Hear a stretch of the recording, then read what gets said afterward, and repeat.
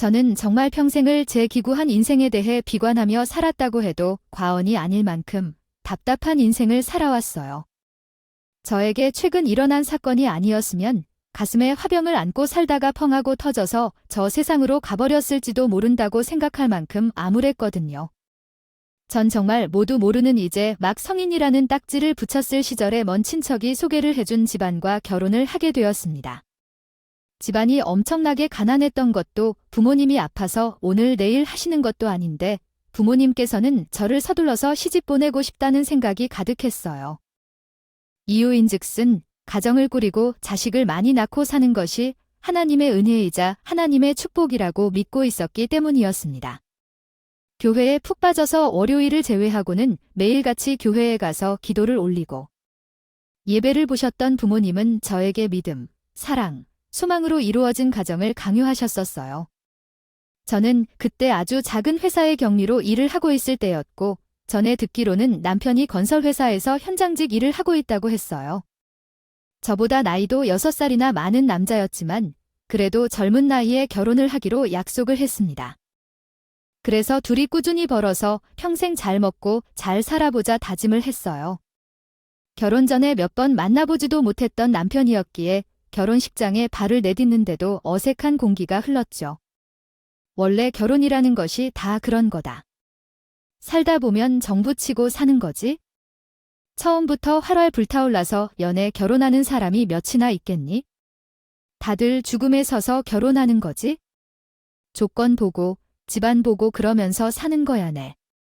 엄마 아빠도 그렇게 만나서 결혼을 해서 너도 나 키웠잖니? 부모님의 말이라면 늘 껌뻑 죽었던 저였기 때문에 다들 그렇게 산다는 말을 철석같이 믿어버렸지요. 게다가 남편이 건설회사에서 현정직 일을 한다고 거창하게 본인의 직업을 말했기 때문에 저는 뭐 어디 간부쯤 되는 사람인가 보다고 생각을 했어요. 제가 아는 게 많지 않고 사회생활도 시작한 지 얼마 되지 않았었기 때문에 능력만 인정을 받으면 어린 나이에도 간부 명함 하나쯤은 팔 수 있는 줄 알았지요. 결혼을 하고 나서 알게 된 사실인데 남편이 말하는 현장직이라는 것은 그저 공사장에서 일을 하는 막노동권을 고급스럽게 포장한 말이었던 것이었지요. 저희 집에서는 교회 목사님이 빠르게 가정을 이루는 것이 하나님께 보답하는 일이라 설교 말씀하신 걸 철수같이 믿어서 저를 시집 보내버렸고요. 시댁에서는 철도 없고 뭐 하나 특출나게 잘하는 게 없는 남편을 하루 빨리 결혼시켜서 해치워 버리고 싶다는 생각만 가지고 장가를 보내버린 것이었어요. 선자리를 돌고 돌아서 우리 집안 먼 친척에게까지 자리를 한번 마련해 달라는 말이 돌았고 제가 직장도 있고 나이도 어리고 부모님께서도 찬성하시니 괜찮겠다 싶었던 거지요. 알고 보니 선자리를 주선했던 먼 친척도 남편네 집안이랑은 교류도 없고 잘 아는 사이도 아니었더라고요. 저는 거의 사기 결혼을 당했다시피 속아서 결혼을 했고요. 남편은 결혼을 하자마자 제가 직장이 떡하니 있으니 몸이 아프다면서 공사 현장에도 나가지 않았어요. 정말 근 20년이라는 시간 동안 능력이 하나도 없는 한량인 남편 놈을 데리고 사느라 얼마나 힘들었는지 남들보다 2배는 더 늙은 것 같습니다. 지금 나보고 돈을 벌어오라고 잔소리를 하는 거야. 내가 알아서 취직해서 월급 봉투를 가져다 준다고 했잖아. 사람이 왜 그렇게 참을성이 없어? 남편은 늘 저에게 윽박을 지르며 말만 번지르르하게 하고 뭐 하나 제대로 진득하게 하는 법이 없었어요. 결혼 직후 공사장 일을 그만둔 다음에는 갑자기 자직 나이가 어리니 젊음이 무기 아니겠냐며 공무원을 해보고 싶다고 공부를 하겠다고 하더군요. 그때 당시에 독서실이니 도서관이니 그런 것이 있었겠습니까? 집에서 엉덩이 붙이고 앉아서 공부를 해야 할지요? 하지만 남편은 책을 사야 하니 필기도구가 필요하니 하면서 저에게 돈이 많다고 집에서 앉아서 공부하는 꼴을 전혀 볼 수 없었어요.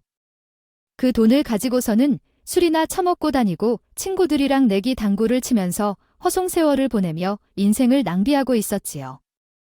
전 당연히 그 사실을 알고 나서 분노했고 남편에게 잔소리를 퍼부일 수밖에 없었어요. 20대 초반의 나이임에도 불구하고 생계를 책임져야 했던 제 어깨가 얼마나 무거웠겠습니까? 당신하고 결혼하고 나서 나에게 월급 봉투를 가져다 준 적이 없다는 거 알고 있어요. 나가 이러려고 당신이랑 결혼을 한 게 아니라고요. 나보다 6해나 더 살았으면서 그것도 모른다는 게 말이나 돼요? 제발 사람 구실하면서 살자. 이 말이에요. 남편은 저에게 잔소리를 듣는 게 억울했는지 아니면 자존심이 상했던 것인지 그런 이야기를 들을 때마다 시어머니에게 고스란히 일러바시더라고요. 그것도 아주 과장을 해서 이야기를 하는데 제가 남편에게 사람 새끼도 아니라고 했다고 거짓말까지 보태가면서 말입니다. 감히 하늘 같은 우리 아들 어려운 것도 모르고 사람 새끼가 아니라는 말을 해. 도대체 세상이 어찌 돌아가려고 이 모양이 꿀인지 우리 때는? 감히 시댁 식구들 앞에서 입도 뻥긋 못했는데 말이야. 네가 돈 좀 벌어오면 다야? 우리 아들을 무시해. 저는 시어머니에게 엄청난 꾸지람을 먹어야 했고 하지도 않은 말로 욕을 먹어야 하니 억울함이 가득했지요. 남편에게만 부모가 있는 건 아니지 않겠어요. 저도 편들어줄 부모님이 계시니까 당연히 저의 억울함을 이렇게 이야기한 것이죠. 아직 나이도 어리니까 이런 집구석에서 탈출하고 싶은 마음이 가득했거든요. 충분히 새 삶을 살 수 있는 기회가 충분한 나이잖아요. 20대 초반이면요. 하지만 우리 부모님은 남들과는 다른 사고방식을 가지고 사시는 분들이었죠. 정말 같이 시원하게 욕 한번 해주셨으면 좋겠어요. 예전부터 종교에 심취해 있던 부모님은 목사님의 말씀이 진리이자 법이라고 생각하시던 분들이었고 모든 게 기도로 이루어진다고 생각하시던 분들이었어요. 내가 너의 결혼으로 기도를 올렸더니 응답이 왔단다. 절대로 이혼하지 말고 평생 그 집에서 붙어 살아야만 한다더라. 게다가 성경 말씀에도 나와 있지 않겠니? 이유는 죄란다. 죄에 절대로 씻을 수 없는 죄에 저에게 이혼만큼은 절대로 허락해 줄 수 없다고 하시면서 제 의견을 모두 묵살시켜버렸죠. 여러분은 아실 거예요. 지금의 시대상과 그 당시의 시대상이 얼마나 달랐는지를. 그 당시에는 이혼을 하면 여자만 욕을 먹는 시대였고 단단히 문제가 있는 사람 취급을 받았으니까요. 중매로 결혼을 했으면서 어떻게 저술에 배부르기를 원해 살면서 서로 맞추고 하는 게지. 다른 사람들도 다 그렇게 사는 게야? 항상 제 잘못이 클 것이라고 치부하시며 저의 성격을 고쳐야 한다고. 억압하고 짓누르셨어요.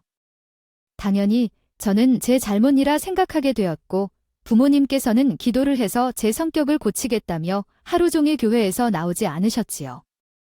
하지만 살면서 점점 커지는 남편의 철없음에 애초에 이런 개차반이 놈이라는 걸 알았더라면 결혼하지 않았을 거라 몇 번이고 생각을 고쳐먹게 되었지요. 감쪽같이 멀쩡한 사람인 것 마냥 허세를 부렸기 때문에 저도 깜빡 속았던 것이었어요. 그랬으니 뭣도 모르고 결혼도 했고요. 지금이야 시대가 바뀌었으니 이혼이라는 게 어렵지 않지만 그때는 부모님이 반대하시고 주위의 시선이 무서워 이혼을 목꿈도 꾸지 못했습니다. 저는 결국 임신까지 하고야 말았고 배는 불러오는데 남편이 일을 하지 않고 허송세월을 보내고 있었을 때라 막막함에 매일 눈물을 흘리며 잠에 들었지요. 아이가 생기면 고쳐질 거라 생각했던 남편은 끝까지 돈을 벌어와야겠다는 생각을 하지 않았어요. 저는 만사까지도 쉬지 않고 일을 했고 회사에서 주는 푼돈으로 출산 준비를 하고 있었는데 시어머니가 엄청나게 잔소리를 하더군요. 애기 팬에 쪼그려 손수건은 뭐 이렇게 많이 샀냐? 그냥 벗겨놓고 키워도 충분한데. 이거 돈 아까운 줄도 모르고 기저귀는 천기저귀 빨아다 쓰면 되지. 뭐 한다고 일회용 기저귀를 사냔 말이야. 요즘 애들은 아무튼 쉬운 길로만 가려 해서 문제다. 문제야, 아유. 분유는 무슨 분유야? 모유 수혜하면 공짜로 밥 먹일 수 있는데. 저는 고생 끝에 떡두꺼비 같은 아들을 낳았지만 하나도 기쁘지 않았어요. 산후 우울증이 심하게 찾아왔고 전 점점 더 무기력해졌거든요. 시댁이고 친정이고 제 몸은 괜찮냐는 안부 인사 하나 없이 집안의 대를 이을. 사내 아이를 낳았다며 관심이 온통 그쪽에 쏠려 있었거든요. 저는 산후 우울증이 찾아와 아이를 돌보는 일조차 너무 귀찮고 하기 싫었어요. 그저 하루 종일 잠을 자고 싶다는 생각만 가득했죠. 하지만 남편은 그조차 허락하지 않았죠. 아들을 단 한 번도 안아주지 않았거든요. 오죽하면 제가 겨우 잠이 들어서 비몽사몽하고 있는 와중에 아들이 의자 시끄럽다며 아들을 발로 쓱 제 앞으로 밀더라고요. 시어머니는 손자 얼굴을 보지 않으면 입안에 가시가 돋친다고 하시며 몸조리도 제대로 하지 못한 저를 찾아와 내는 본인이 볼 테니 집안일이나 하라 시키고요.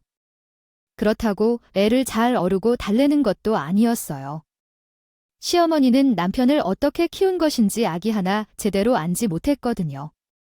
자지러지게 울어서 숨 넘어가겠다. 너 지금 빨래가 중요하냐? 와와. 죄송하지만 입력된 텍스트가 매우 혼란스럽습니다.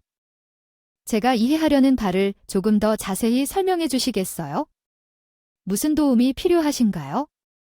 도망갈 엄두조차 내지 못하고 있는 상황에 남편이 갑자기 공부는 자기 취향이 아니라며 사업을 해보겠다 말을 하더라고요. 내가 말이야, 곰곰이 생각을 해봤는데 남자가 칼을 뽑았으면 뭐라도 썰어야 하지 않겠어? 사안의 대장부로 태어났으니 나도 똥똥거리며 살아봐야지. 어디 가서 사장님 소리도 듣고 말이야. 그래서 내가 사업을 한번 해보려고 해. 사업은 무슨 하늘에서 뚝 떨어진답니까? 애기 오느라 돈 들어갈 것도 한두 군데가 아닌데 돈이 넘치는 것도 아니고 무슨 사업을 하겠다고요? 저 돈 없어요? 미천될 돈도 없는데 사업을 어떻게 시작하냐고요? 제발 정신 좀 차려요. 시작하기도 전부터 초치고 있으니 내가 너랑 살을 부대끼고 자는 게 친절머리가 난다. 내가 너한테 돈 되라고 하든 나중에 내 사업 번창하면 너 아주 콩고물 받아먹을 생각도 하지 마라. 남편은 박박 구겨서 시어머니에게 돈을 빌려 사업을 시작했는데 액세서리 부품 같은 것을 중국에서 엄청 저렴하게 들여와서 도매상가에 파는 것이었어요. 하지만 이미 부자재 시장은 포화 상태였고 건실한 상가들이 자리를 꽉 잡고 있었지요. 돈이 된다고 어디서 들었는지 건 있었던 남편은 시장 조사를 제대로 하지도 않고 무작정 뛰어들었다가 당연히 쫄딱 망해버렸지 뭐니까. 다행인 건 시어머니가 준 돈만이라지 빚은 지지 않았다는 것이었어요. 저는 남편이 이쯤에서 정신을 차리고 공사장에 다시 돌아가든 경비원 일을 하든지 일을 좀 해서 따박따박 월급을 가져오길 바랐죠. 이번에는 내가 조사를 제대로 하지 못해서 벌어진 일이니까 자, 내 실수야. 원래 실패는 그 성공의 어머니인 법이지. 이번에는 내가 제대로 시장 조사를 해서 뛰어들 테니까 걱정하지 말라고 남편은 말했어요. 다른 사업을 하겠다고 신이 나 있었는데 남편이 돈이 어디 있겠어요. 시어머니한테 돈이 있겠어요. 그나마 있는 돈도 다 까먹은 마당이라며 어디 가도 돈 없다 하며 빌려주지 않으니까 남편 놈이 글쎄 빚까지 지면서 사업을 시작했는데 이번에는 무슨 치킨집을 하겠다고 하더라고요. 그런데 게으른 중생인 인간이 아르바이트를 하는 학생들에게 가게를 맡겨놓고 지는 업장에서 친구들을 불러다가 술이나 처먹고 논 겁니다. 질이 나빴던 아르바이트생들은 뒤에서 몰래 돈도 훔쳐가기도 하고 지들 마음대로 음식을 빼돌리기 시작했고 치킨집 역시 쫄딱 망하게 되었지요. 그렇게 남편은 뭘 해도 잘 안 된다면서 몇 년이나 놀면서 아무것도 하지 않고 술이나 처먹고 다니기 바빴어요. 처음 몇 년 동안에는 붙잡고 눈물로 읍소도 하고 잔소리도 하고 했지만 나중에는 결국 제가 남편을 포기하게 되더라고요. 전 오로지 제 배에서 태어난 아들만 바라보면서 살았습니다. 매일매일이 버거워서 친정으로 애를 데리고 도망치고 싶다는 상상을 하면서 말이지요. 하지만 상상은 현실로 이루어지지 못했지요. 제가 속이 상해서 우는 소리를 하며 전화를 걸면 부모님은 저에게 이렇게 말하셨거든요. 가정을 잃었으면 참고 살아야지. 어떡하겠니? 내가 무슨 수로 혼자 해를 돌보면서 일까지 하며 살겠니? 내가 집이 있어 모아둔 재산이 있어 거기다가 성경에도 이유는 절대 안 된다고 써 있다. 이게 다 내가 기도를 하지 않아서 생긴 일이야? 이번 주부터 교회에 나오도록 해라. 저는 전화를 할 때마다 기도 타령을 하는 부모님께도 지쳐버렸고 더 이상 연락도 하지 않게 되었어요. 남편이 기도로 교화가 될 것 같았다면 이미 증직이 되었어야 하는 거 아닌가요? 그렇게 시간을 속절없이 흐르게 되었지요. 남편이 백수로 산 지 오랜 시간이 흐르고 우리 아들은 초등학생이 되었습니다. 아들과 함께 잠을 자고 있는데 남편이 술을 먹고 들어와서는 자고 있는 우리 아들을 발로 툭툭 차더라고요. 버릇없게 어디 한 해 같은 아빠가 집에 들어왔는데 다녀오셨냐고 인사도 안 하고 첫차 빠져서 잠이나 자고 있어. 누구 잘못 이렇게 버릇이 없는 건지 했게 해요. 내일 학교도 가요. 하는데 어서 발 잡고 잠이나 자요. 오늘 학교에서 체육대회에서 많이 피곤했을 거라고요. 체육대회가 대수야. 아, 내가 이렇게 나를 무시하니까 아들놈의 새끼도 나를 무시하는 거 아니야? 이런 거 처바를 시간이 있으면 술값이나 내놔. 화장대 위에 올려두었던 아주 싸구려 화장품을 집어던지면서 남편이 저에게 화를 내는데 너무나도 무서웠어요. 거기다가 저를 막 밀치는데 놀래서 소리를 질러버렸고 아들이 잠에서 깬 거죠. 지아비가 저를 막 밀치고 있으니 아들이 남편의 다리를 붙잡으면서 아빠 하지마, 하지마 하는데 저는 그때 정말로 이혼을 해야겠다 굳게 다짐을 했어요. 하지만 그런 생각은 오래 가지 못하고 산산조각이 났다. 친정 부모님께서 제가 이혼을 하게 되면 일체 지원은 물론이거니와 얼굴도 보지 않겠다고 호적에서 파버릴 거라고 엄포를 놓았거든요. 그나마도 동아줄이라고 생각했던 친정 부모님까지 저를 완벽하게 외면하자 머릿속이 멍해졌는데 생전 처음으로 그 다음날 남편이 저에게 사과를 하는 것이 아니겠어요. 내가 어제 술을 너무 과하게 마셨나 봐. 미안해. 내가 당신에게 손을 대려고 했던 건 아니었어. 아니, 믿어줘. 2번 다시는 이런 일 없게 할게. 내가 좀 잘못했다. 내가 아들에게도 못 보여줄 꼴을 보여줬어. 미안해. 생전 처음 받아보는 사과였기 때문에 저는 마지막으로 남편을 믿어보기로 결심을 했고 그날 이를 가슴 깊이에 묻어두었어요. 그렇게 저는 우리 아들이 고등학교를 졸업할 때까지 꾹꾹 참고 살았지요. 덕막 높은 스님들은 돌아가시고 화장을 하면 몸에서 사리구슬이 나온다는 말이 있지 않겠습니까? 아마 제가 죽어서 화장을 하면 몸에서 사리가 나올 것이라 장담할 수 있었어요. 모든 일을 꾹 참고 버텼고 부처 같은 마음으로 인내하면서 살았으니까요. 저는 직장 한 번 그만두지 않고 고생하며 아들을 키우면서 20년이라는 세월 동안 차곡차곡 돈을 모았어요. 물론 큰 금액을 매달 모았던 것은 아니지만 여윳돈이 생기면 무조건 이자율이 좋은 청약 통장에 돈을 저축하기 시작했지요. 어느 날 우연히 서울에 청약 공고가 뜬 것을 보았고 조건을 하나하나 따져보니 1순위로 청약을 놓을 수가 있더라고요. 서울에 내 집 마련을 꿈꾸며 통장에 돈을 넣었던 것은 아니지만 믿져야 본전이지 하면서 신청을 했는데 글쎄 덜컥 청약에 당첨이 되어버린 겁니다. 거기다가 저렴한 가격에 20평형대 아파트에 당첨이 되어서 금전적으로 크게 부담이 되지도 않았어요. 저는 정말 세상을 다 가진 것처럼 기뻤고 결혼 20년 만에 내 집 마련에 성공했다는 것이 꿈만같이 느껴졌어요. 2년마다 집주인이 돈을 올릴까 눈치를 보면서 이사 다니지 않아도 된다는 행복감에 잔뜩 젖어버렸지요. 그렇게 입주하는 날만 손꼽아 기다리면서 주위에 어떤 시련도 달게 느끼며 버티고 또 버텼지요. 남편의 무능함을 일부러 무시하려 애를 쓰고 시어머니의 잔소리를 한 귀로 듣고 한 귀로 흘리면서 마치 불상이 된 것처럼 말입니다. 하지만 공든 탑도 무너지는 마당의 불상도 산산조각이 나는 일이 생기더라고요. 의외의 복병이 등장해서 저의 인생을 송두리째 흔들기 시작했는데 그건 바로 남편보다 1살 많은 노처녀 신우 때문이었어요. 신우는 40 후반의 나이로 한 남자와 진득하게 연애를 하지 못해서 그런 건지 뭔지 그 나이를 먹도록 시집을 가지 못해서 시어머니 속을 다 썩이고 있었죠.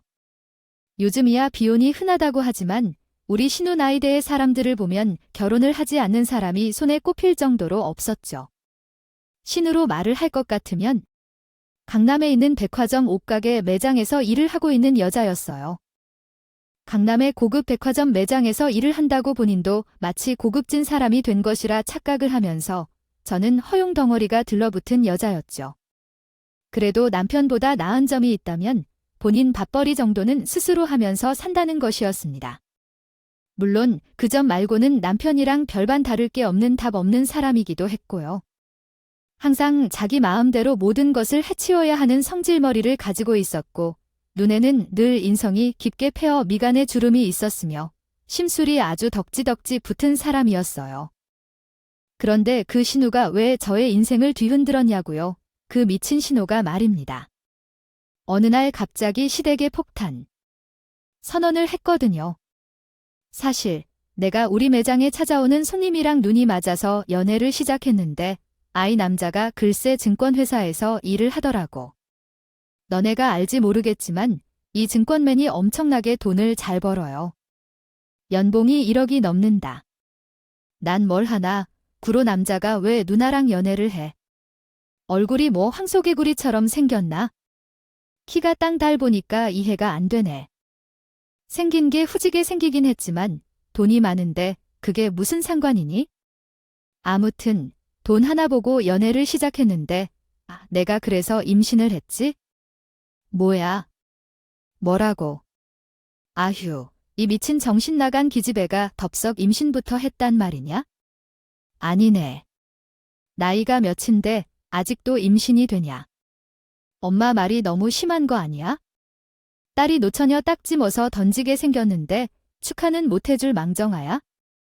아무튼 그래서 나도 이제 결혼이라는 걸 해보겠다. 이 말이지. 근데 너네도 결혼해봐서 잘 알잖아. 내가 이 남자랑 결혼은 하고 싶은데 뭐든 돈이 없어서 걱정이지. 뭐야, 누나 방에 있는 가방 몇 개만 팔아도 충분히 혼수해 가는 거 아니야? 설마 저거 다 작아요. 그럼 누나 진짜 병 걸린 거다. 허세병 넌 좀 입 다물고 있어? 아무튼 내가 우리 동수 씨 급에 맞춰서 준비를 해야 할 것 같은데 옳게 모은 돈 좀 있잖아. 저는 사실 그때까지도 시댁의 아파트 청약이 된 사실을 밝히지 않고 있었어요. 사실 제가 굳이 그 말을 할 필요가 있나 싶어서 말을 하지 않은 것도 있고 아파트 청약됐다고 하면 시어머니가 빈대처럼 들러붙을까 봐 말하지 않은 것도 있었지요. 하지만 초롱초롱한 눈을 하고 저에게 돈을 뜯어내려고 하는 시누이를 보니 배알이 뒤틀려서 말을 하지 않을 수가 없더라고요. 제가 돈이 어디 있겠어요? 저 아파트 청약에 당첨되어서 그거 잔금 치르느라 대출까지 받아야 할 판인거려. 아파트 청약기 당첨이 됐다고 어머, 어떻게? 그거 모래사장에 반에 차는 확률이라던데 어떻게 됐대? 너무 신기하다. 전 그냥 대충 운이 좋아서 당첨이 된 것 같으니 신우도 청약통장 준비해서 시도해보라고 말을 돌렸죠. 그 이후에 별말이 따로 없길래 조용히 지내고 있었는데 한 달이라는 시간이 채 흐르기 전에 시댁에서 저와 남편을 부르더군요. 무슨 일인가 싶어서 시댁을 찾아갔는데 나이 시어머니가 아주 비장한 얼굴을 하더니 중요하게 할 말이 있다는 게 아니겠어요. 우리 딸이랑 결혼하기로 한 그 남자 집에서 말이다. 우리 딸이 가진 게 너무 없어서 결혼을 못 시키겠다고 반대를 했다지. 뭐냐 했는데 어쩜 사람들이 그림에 애정한지. 사위 될 놈이 아주 눌린 찐빵처럼 생겼던데. 치아들은 모자랐다고 반대를 하는지 어떡하면 좋아? 우리 동수 씨. 억대 음봉을 받는데 대단한 사람인데 놓치면 나 평생 후회하면 살 것 같단 말이야. 내 나이가 이미 40대 후반을 향해 달려가고 있는데 우리 아이는 어떻게 지금 놓치면 나애도 못 가질 거 아니야? 나이도 있는 데까지 못 가지면 아니 누가 나랑 결혼을 하려고 하겠어? 나도 더 이상 노처녀 데리고 사는 게 주의 시선에 신경 쓰여서 싫다. 그래서 말인데 너네가 좀 도와주면 어떻겠냐? 이거야. 제가 벌어오는 돈이야 뻔하고 이이는 일도 하지 않는 활력인데 저희가 무슨 돈이 있어서 도와드리겠어요? 아파트 청약된 거 잔금 내내라 다 썼어요. 그새 아파트라는 게 엄청나게 가격이 오른다고 하던데 말이야. 그 집 팔아서 우리 딸 결혼을 시키면 되지 않겠니? 그러면 어머님이 어머님 집을 팔아서 시누이 결혼시키면 되겠네요. 게다가 청약된 아파트라 몇 년 동안은 거래 안 돼요. 당장 이 집을 팔면 나는 어디 가서 살까? 그 아파트를 못 팔면 그 집을 우리 딸에 줘야 팔지도 못하는 것 같아. 우리 딸이 들어가서 신혼살림을 차리면 되겠네. 저는 순간 너무나도 황당해서 아무런 말도 하지 못하고 입을 벌리고 시어머니를 바라봤어요. 제가 아무런 말도 행동도 하지 않으니까 갑자기 시누이가 제게 막 애인 교복이 시작하는 겁니다. 옳게 우리 사이에 집 정도는 서로 해주고 할 수 있잖아. 나중에 남편한테 생활비 많이 받게 되면 매달 10만 원씩 우리 조카에게 용돈도 주고 할게. 그 집 놔줘 가니 그 집은 어떤 집인데 달라고 하시나요? 너무 들떠 계시네요. 제가 25년 동안 얼마나 고생하며 모은 돈인데 절대 안 돼요. 죽어도 못 줄 거예요. 그 말은 앞으로 20년 더 고생하면 집 하나 뚝딱 한다는 얘기야. 아니잖아. 너도 자식이 있으니까 자식 결혼시키는 게 얼마나 중요한 일인지 알 것 같지 않아? 사람이 그렇게 이기적으로 굴면 못 쓴다. 절대로 못 준다고요? 집을 뺏어가겠다는 게 어디 있어요? 그것도 오롯이 제 노력으로 얻게 된 보금자리인데 저에게는 남다른 의미를 가지고 있다고요. 내가 결혼 못하면 평생 올케가나 데리고 살 거야. 아니잖아. 그러니까 지금 아니면 기회가 없다고. 그 집 놔주라고. 제가 미쳤다고. 신용을 왜 책임지고 살아야 하겠어요? 이거야말로 유치원생도 쓰지 않는 때를 쓰는 거죠. 그런데 여기서 더 미치고 환장하겠는 점은 평생 백수놈으로 지낸 남편이 시댁편을 들고 나섰다는 것입니다. 그래, 우리는 또 돈 모아서 집 사면 되지 않냐? 너 돈 잘 모으잖아. 이번에 청약한 것도 턱하니 잘만 되더만 다음에 또 기회가 있겠지? 집 사는데 한 푼도 안 보내놓고. 말은 왜 보태? 당신은 그냥 가만히나 있어? 내 돈으로서 내 집이니까 숟가락을 얹을 생각하지 말고, 아니, 이건 또 어디서 배워먹으면 말버릇이야. 하늘 같은 우리 아들한테 내가 그딴 식으로 행동하니까 우리 손자도 지혜비를 무시하지 무시당할만 하니까 무시를 하는 거 아니겠어요. 내비가 되어서 아들한테 뭐 하나 해준 것도 없는데 당연한 거죠? 저라고 뭐 평생 당하면서 살 줄 알았어요. 집은 죽어도 안 되니까 꿈도 꾸지 마세요. 거제 그만 버리고 집 문서 얼른 내놔라. 우리 딸 이번에 시집을 보내야지. 아, 너 때문에 이 귀한 사람 놓치면 어떻게 할 거야? 그 집 잘 살고 연봉도 대단하다면서요. 남자 쪽에서 집해오면 되는 건데 그걸 왜 신우가 한다고 그래요? 내가 모아둔 돈이 없다고 했더니 반대를 하지? 뭐야, 그 타이밍에 올케가 아파트 청약됐다고 떵떵거리면서. 이야기했잖아. 그래서 나도 모르게 홧김에 내 명의로 된 집이 있다고 거짓말을 친다는 말이지. 경수 씨는 이미 내가 집 하는 걸로 알고 있는데 어떻게 신우도 정말 너무 대책이 없는 인간이었죠. 제 집인데 그걸 왜지 집인 척 이야기를 한단 말입니까? 저는 절대로 못해주겠다고 집문서가 뭐고 탐내지도 말라고 말하니까 남편이 저에게 버럭 화를 내더라고요. 넌 나를 얼마나 우습게 알아. 시댁에서 그렇게 하자는데 반기를 들냐? 얘야, 내가 그러고도 무사할 것 같아. 그래, 우리 며느리야. 너는 착하잖니? 니네 신우가 집이라도 있어야 결혼을 할 거 아니니? 불쌍하고 가난한 인간 돕는다 생각하면 아이 마음 편하고 좋지? 니네 부모도 맨날 교회에 가서 봉사인지 뭔지 알아 다닌다며. 나도 봉사하는 셈치고 얼른 집 문서 내놔라. 하나님 믿으면서 불쌍한 사람 돕는다고 그러더만 너도 폰 받아야지. 허튼 소리 하지 마세요. 저한테 아무리 백날 말해봐도 절대로 집 문서 못 넘깁니다. 2번 다시는 찾아오지도 않을 거예요. 하지만 찰거머리 같은 시댁은 그 뒤로 계속해서 저를 괴롭히며 집을 달라고 억지를 부리고 난리를 쳤어요. 도저히 스트레스를 받아서 안 되겠어서 전화번호를 차단해 버렸는데 그러면 뭐 하나요? 퇴근하고 집에 가면 떡 한 와 있더라고요. 후죽하면 우리 아들이 꼴도 보기 싫다면서 대학교 기숙사를 신청해서 나가버리기까지 했다니까요. 신우랑 시모가 하도 집에 찾아와서 소리를 지르고 거실 바닥에 누워서 집 문서 내놓으라고 난리를 치니까요. 저는 매일매일 시달리기만 하고 신우는 지금 집 문서 안 주면 자기는 결혼 못한다고 울고불고 뱃속에는 어쩌냐고 화를 내고 남편이랑 시어머니는 저에게 매정한 년이라고 욕을 하고 삿대질을 하고 있어요. 했지요? 질문서는 또 어디에 꽁꽁 숨겨둔 거야? 찾기만 해봐. 이 여편네 내가 바로 우리 누나 줄 테니까 두고 보라고. 어떻게 일어난 분 보탠 것도 없는 주제에 이렇게 염치 없고 뻔뻔할 수가 있나 싶더라고요. 며칠을 더 시달리고 전 결국 이렇게는 못 살겠다는 생각에 짐을 싸들고 찜질방에서 생활을 하고 있었어요. 집 놔두고 왜 이렇게 불편한 곳에서 지내야 하나 싶었지만 찜질방에서 지내는 것도 꽤 괜찮은 생활이더라고요. 그런데 신우가 점점 배가 불러오고 남자 쪽 집안에서는 꾸준히 반대를 하고 집 열쇠 가져와라 난리를 치니까 발등에 불이 더 떨어진 건지 회사까지 찾아올 기세더라고요. 내가 오늘 울케네 회사 앞으로 갈 테니까 단판 진짜 난 무조건 친문서 받아야겠어 은혜가. 올케네 회사에서 난리치는 꼴 보고 싶으면 계속 숨어봐 오디. 내가 아주 옳게 얼굴 못 들고 다닐 정도로 쪽팔리게 해줄 거니까 저는 신우의 협박 문자를 받자마자 부랴부랴 회사에 연차를 내고 혹시 동네 찜질방을 전부 뒤질까 싶어서 거리로 나오게 되었어요.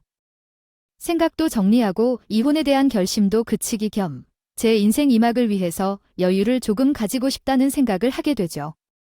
사람이 많은 번화가에 나가면 잡생각도 사라지지 않을까 싶어서 평소에는 잘 가지 않는 번화가를 찾아 나왔어요. 그 석진 곳에 있는 조용해 보이는 작지도 크지도 않은 커피숍에 자리를 잡고 비싸서 잘 사 먹지 않은 커피를 사서 여유를 즐기고 있었어요. 그런데 글쎄 너무나도 낯이 익은 여자가 두리번거리면서 커피집에 모자를 푹 눌러 쓰고 들어오는 게요. 아니에요. 저는 너무나도 깜짝 놀라서 숨이 멎는 것 같았어요. 그 여자는 바로 신우였어요.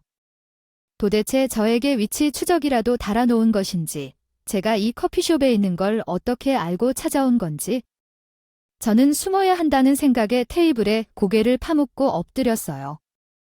제 앞으로 와서 앉을 거라고 생각했던 신우는 제 바로 뒤에 있는 테이블에 앉더라고요.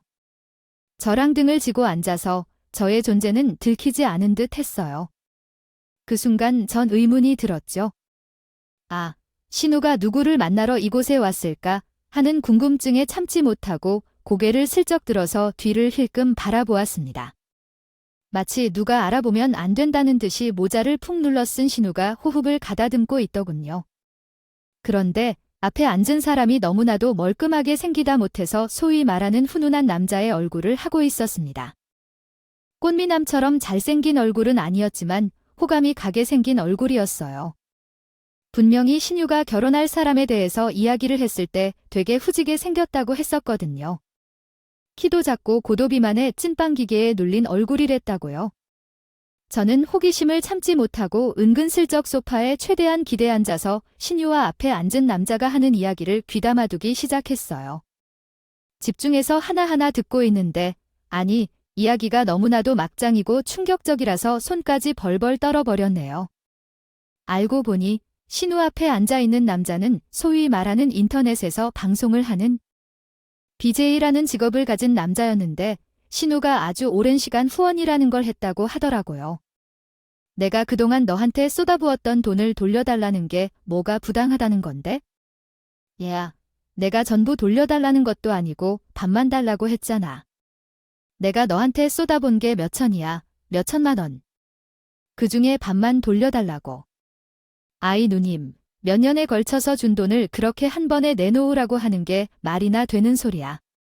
누나가 회장님 달고 나한테 돈 써준 건 고맙게 생각하는데 이건 아니지.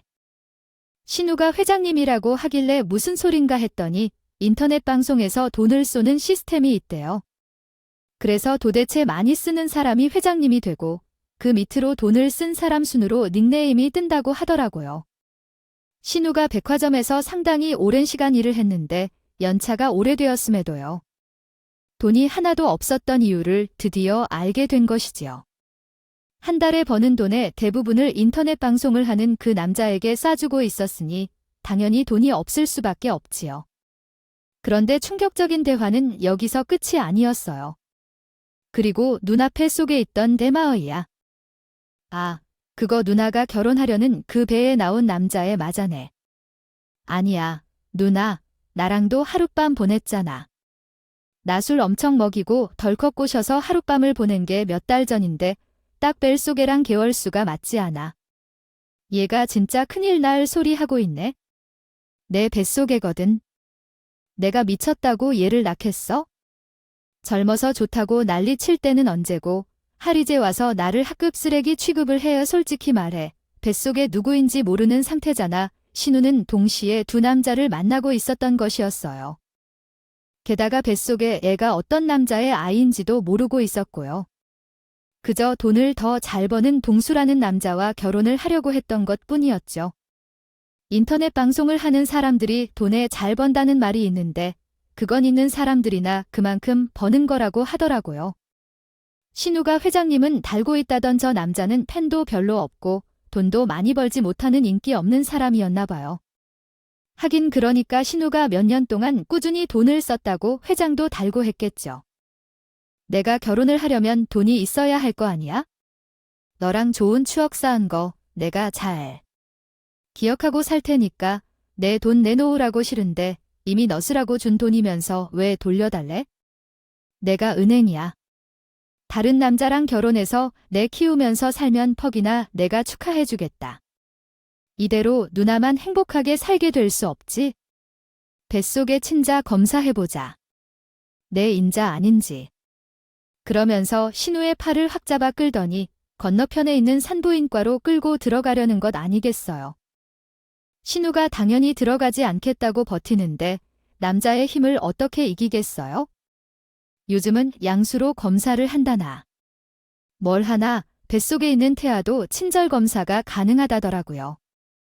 저는 너무나도 흥미진진해서 미행을 했고 산부인과 화단에 숨어서 그들이 나오기를 기다렸어요. 2시간이나 더 흘렀을까요? 신우와 남자가 나오더니 그 앞에서 아주 개판으로 싸우더라고요. 내가 너 같은 거지랑 해 때문에 엮여서 결혼할 것 같아. 내가 방송으로 번 돈도 다 내 돈이잖아. 내 돈이나 내놔. 돈 마련하기 전까지 연락하지 마. 누나 혼자 잘 먹고 잘 살게. 나도 안 랩될 거야. 나 복수할 거야. 신우는 혼자 택시를 잡아서 타더니 사라졌어요. 남자 혼자 그 앞에서 담배를 피우려고 하길래 제가 냉큼 다가가서 인사를 하고는 사정을 설명했지요. 제가 방금 그 여자의 옳게 되는 사람입니다. 일부러 여드르려고 했던 건 아닌데 그 복수 제가 도울 수 있을 것 같아서요. 신우가 제 집을 빼앗으려고 하는 일부터 시작해서 그동안 당했던 모든 일을 풀었더니 그 남자가 저에게 그러더라고요. 진정검사는 2주 정도 걸린다고 하더라고요. 제가 확인서 나오자마자 바로 퀵으로 보내드릴게요. 꼭 복수해주세요. 저는 그 이후로 집에 돌아갔고 친자 검사 결과가 나올 때까지 집문서를 내놓으라는 뻔뻔한 벌레 같은 것들의 말에 시달렸지만 하나도 스트레스를 받지 않았어요. 친자 검사에 대한 결과가 기대되어서 잠은 설렐 정도로 신이 났거든요. 2주가 더 지난 어느 날 드디어 제 손에 퀵으로 배송된 결과지가 들어오게 되었고 정말 기가 막히게도 결혼을 하려던 동수라는 남자의 애가 아니라 그날 번화가 카페에서 만난 인터넷 방송을 한다던 그 남자의 친자와 일치한다는 결과를 받게 되었어요. 저는 집문서 서류를 찾아서 그 안에 친절검사 결과지를 집어넣었고 그리고 신우에게 집문서를 전달하겠다고 했어요. 시댁 식구들은 전부 다 신이 나서 난리가 났죠. 아, 이것 봐. 결국에는 나한테 남기게 될 거면서 그동안 왜 내 애를 태우고 그랬던 거야? 질문서 들고 간다니까 동수 씨가 바로 상견례 하자고 하네. 그리고 대망의 신을 상견례 날이 되었고 저는 제 인생 최고의 복수를 하기 위해 만발의 준비를 했어요. 집문서는 제대로 준비한 거냐고 묻는 남편의 말에 서류 봉투를 보여주면서 내가 직접 전달해주겠다 오고 으름장을 놓았지요. 남편은 서류 봉투를 보고 안심이 되었는지 저한테 마음대로 하라고 하더군요. 멍청하게도 그 안에 뭐가 들은지도 모르고요. 우리 아들이 한 달에 버는 돈이 어마어마한데 아이 고작 백화점에서 물건이나 파는 여자와 애가 생겨서 결혼할 거라고는 상상도 못했지요. 솔직히 하나하나 마음에 드는 구석이 없지만 혼기를 지나도 한참 지난 나이에 애가 생겼다고 하니까 어쩔 수 없이 결혼시키는 겁니다. 마음 같아서는 처음부터 때리고 살면서 살림 좀 가르치고 싶은데 애가 있으니 그러지도 못하고 황소개구리보다 더 짓눌린 것처럼 생긴 남자네 부모는 신우를 위아래로 흘겨보면서 물어뜯기 바빴는데 시어머니와 신이는 아무 말도 하지 못하고 어색하게 그냥 흐흐거리며 웃더라고요. 참, 저에게 보여줬던 모습, 반만 보여줘도 상대방 부모가 기도 못 펼 것 같은데 수그리고 있으니 꼴이 꽤 우습더라고요. 그러더니 남자 쪽 부모가 본론을 꺼내기 시작했어요. 그래서 준비해온다던 신축 아파트 집문서는 어디에 있습니까? 우리가 어딘지 알아요. 손해보는 결혼이 아니라는 것을 알지요. 큰 소리 떵떵 치더니 설마 빈손으로 온 건 아니겠죠? 과거도 드려야 하고 집 구경도 좀 했으면 좋겠는데 언제 구경할 수 있나요? 그 질문서부터 봅시다. 그 말이 끝나기 무섭게.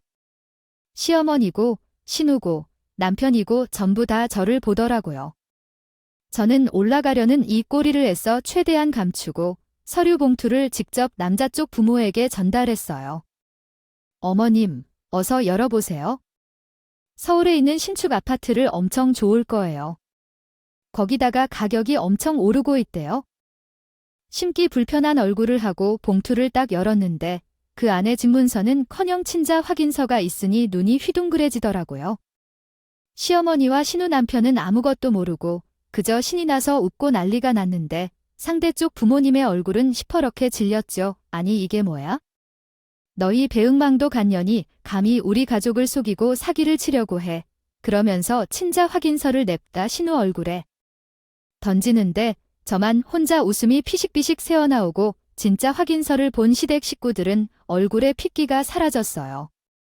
너는 지금 뱃속에 애가 우리 아들 애도 아니면서 속여서 결혼을 하려고 감히 다른 남자애를 가져놓고 우리 아들에게 떠넘기려고 해. 이 정신 나간 년 같으니라고. 그러더니 신우의 머리채를 잡아채려고 하는데 갑자기 신우가 심정을 억수리와 함께 움켜주는 게 아니겠어요. 다들 놀래서 어른이 되었는데 신우가 꺽꺽거리는 소리를 내면서 갑자기 쓰러져 버렸어요. 시어머니는 놀래서 119를 불러야 하지 않겠냐고 남편에게 빨리 전화하라고 난리를 치고 남편은 우왕좌왕하면서 휴대폰을 찾더라고요. 남자 쪽 부모님은 그 와중에도 미친년이 쇼를 하고 앉아있다면서 소름 돋는다고 고래고래 소리를 질렀지요. 그런데 신우가 정말 심각하게 거품까지 물고 눈깔까지 뒤집히는 거예요. 다들 너무 놀라서 아무런 말도 아무것도 하지 못했죠. 신우는 구급차를 타고 병원으로 긴급 이송이 되었는데 신우가 큰 전체적으로 인해서 심정이 쪼그라들었다나 뭐라나. 그걸 심근경색이라고 한다더라고요. 신장 전체의 산소와 영양 공급이 급격하게 줄어서 세포 자체가 괴사를 하고 말았대요. 그러면서 골든타임을 놓쳤고 신우는 뇌사 판정을 받게 되었습니다. 저는 신우 사건을 보고 정말 눈에 보이지 않는 신이랑 조상인 초인간적 존재가 있나 보다 싶어서 놀랐죠. 동화에서만 보던 권성징악이 저에게도 일어난 걸 보면 사람이 죄를 짓고 살면 안 되겠더라고요. 신우가 뇌사 판정을 받자 시어머니고 남편이고 전부 저한테 손가락질을 하더라고요. 도대체 그런 검사지는 왜 들고 있는 거야? 아니, 내가 추적한 거 아니야? 너 때문에 우리 딸이 내 딸이 병신이 됐어. 살아도 산 게 아니라고. 앞으로는 어떻게 할 거야? 내가 내 딸 책임져. 내가 병수발 들어? 그게 왜 저 때문에 일어난 일이에요? 애초에 양다리 걸친 신우가 잘못이지. 내가 왜 저 여자 병수발을 들어요? 나도, 너는 이렇게 못 살아.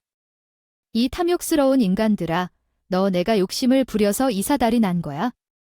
이 거지 같은 것들아, 내 인생에서 꺼져줘에 저는 늘 가슴속에 품고 다녔던 이혼 서류를 남편 얼굴에 집어 던졌어요. 나도 이제 내 집 마련에 성공했고 우리 아들도 다 커서 집밥벌이 지가 하고 살 수 있는 나이가 되었으니 이혼할 겁니다. 저 한량 같은 백수. 새끼가 싼 똥 치우면서 살아야 할 필요가 없다 이거예요. 새 집에는 나 혼자 들어가서 잘 먹고 잘 살랍니다. 제가 이혼을 운운할 줄 몰랐던 것도 웃기지만 시어머니와 남편은 당황해하며 아무 말도 못하더군요. 이혼을 하지 않겠다고 버티는 남편에게 결국 아들의 도움으로 소송을 걸었고 저는 당당하게 위자료까지 받아내며 승소를 했답니다. 그렇게 새 집에 아들이랑 들어와 둘이 사니 아주 천국이 따로 없더군요. 그리고 그 이후에 신우와 결혼을 할 뻔했던 동수라는 남자네 가족들이 저를 한 번 찾아왔어요. 제 덕분에 똥은 피했다면서 너무 고맙다고 명품 가방을 하나 선물해 주더라고요. 생전 처음 제 손에 들어와 본 물건이라 신기했지요. 가방이 어찌나 이쁘던지. 감사하다고 인사를 하고 넙죽 받아 챙겼네요. 이혼한 지도 이제 시간이 흘렀고 우리 아들은 취업도 했습니다. 신축 아파트라 그런지 주변 환경도 좋고 행복해 죽겠습니다. 당연히 그 미친 집안이랑은 연락을 끊었고 저희 친정과도 저렴하게 살고 있네요. 혼자 살아보니 여유가 넘치고 좋더군요. 퇴근 후에 마시는 맥주 맛이 얼마나 달콤한지 나이 50이 다 되어서야 알게 되었다니. 참으로 인생 어떻게 흘러갈지 모르는 겁니다. 제가 이혼을 조장하는 것은 아니지만 만약 저와 비슷한 삶을 사시는 분들이 계시다면 한 번쯤은 부딪히고 용기를 내보시는 것도 좋으실 것 같아요. 그리고 사실 시류가 그렇게 된 게 어쩌면 정말 내 탓인가 싶은 죄책감도 들긴 하는데 이 죄책감은 평생 제가 안고 가려고 합니다. 제 긴 이야기 들어주셔서 너무 감사하고요. 다들 행복한 꽃길만 가득하시길 바랍니다.